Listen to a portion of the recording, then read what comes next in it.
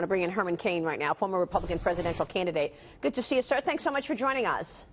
Thank you, Maria. Happy to be with you. What's your take so far on what we've heard from the transition team and from the cabinet being put together? I believe that it's going well. Look, when you are putting together a whole brand new team, you're going to have to talk to a lot of people, which he is. There's going to be a lot of activity in and out of Donald Trump's office, which it will be. He put Vice President-elect Mike Pence in charge of it, which was smart for a couple of reasons. Number one, he's probably going to use Vice President Pence as someone, as a go-between between him and some of those cabinet members, because he can't be everywhere all the time. I think it's going well. Now, Newt Gingrich talked about their focus has shifted from winning to putting together a team. The liberal media is the one that hasn't done any shifting, because they are still trying to perpetuate those same negative words and labels of Donald Trump. That's where the shift needs to take place if they want to help this country. Let me ask you about the so-called draining of the swamp, because the Trump transition team is imposing this 5-year lobbying ban for appointees after they leave government service. Let's talk about this, because if this is not pushed forward, certainly supporters will be upset. They want to make sure that there is no conflict. Yes, I think that that is a good rule, and here's why. When you are a United States congressperson or a United States senator, you've got your staff and others pulling at you, trying to influence you constantly. So someone that has an ulterior motive that becomes a lobbyist, it can confuse people. And so I happen to believe that that is a good rule. Yeah. When members of Congress get back to making decisions that they believe in their heart are the right decisions, I think that's one way of helping to drain the swamp. Yeah, Tony, people want this to happen. They like this.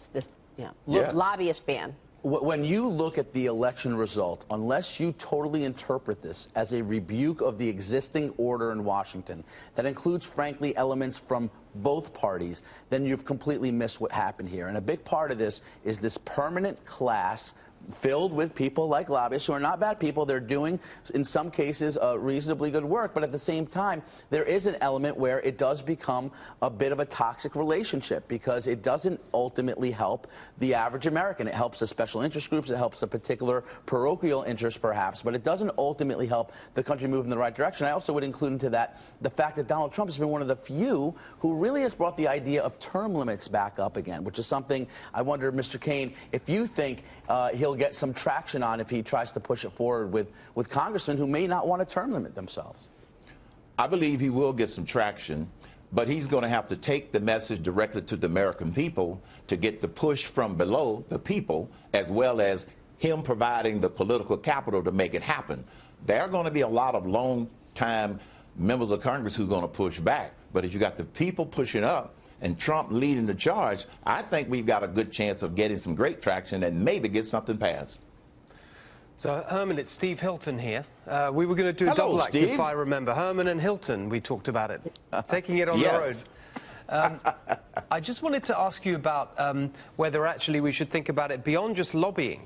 I certainly remember when I worked in 10 Downing Street with Prime Minister Cameron, that one of the big problems was not just lobbying, but also people working in government departments as civil servants and bureaucrats who then expected to get a job, not as a lobbyist, but actually working in one of the companies that was relevant to their business. For example, if you work in the Defense Department and you end up actually taking a job when you leave in one of the defense manufacturers, that's another element of this that I think needs to be looked at.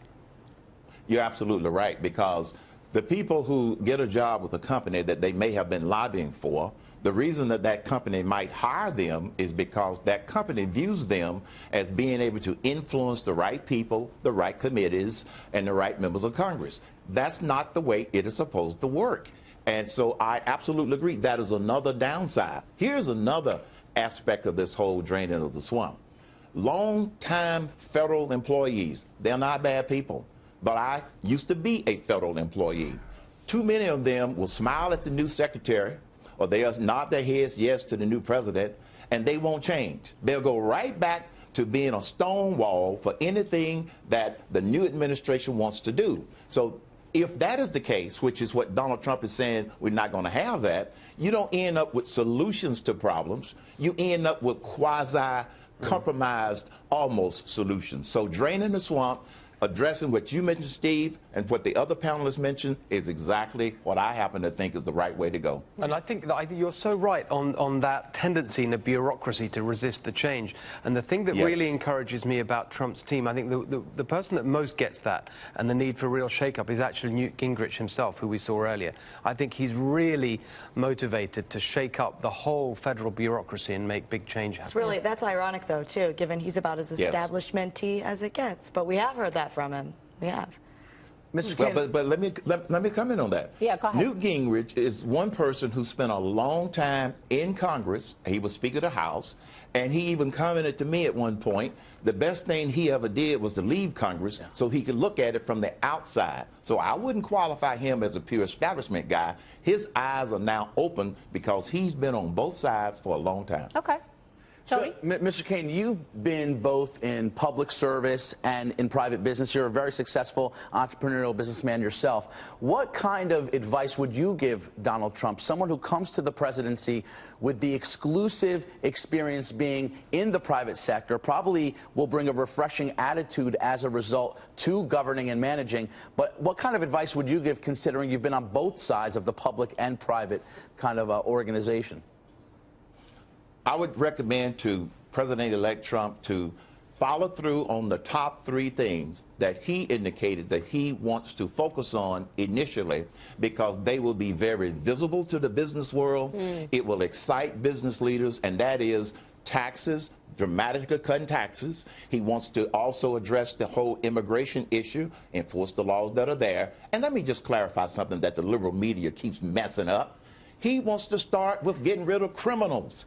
He has said nothing about yanking kids from their families. This is what I meant by the liberal media has not shifted yet from its campaign rhetoric. You're absolutely so he wants to do something tax. And then the third thing that'll be very visible, tee it up, repeal and replace Obamacare. I got to tell you, I know that he has a lot of things on his agenda, but those 3 alone would send a very strong message to the business community and families, as well as his supporters. And I think you're right, though, because even when you watch the mainstream media, they're still so negative on Donald Trump. That's all they can do. And it's, I mean, the election's over, guys.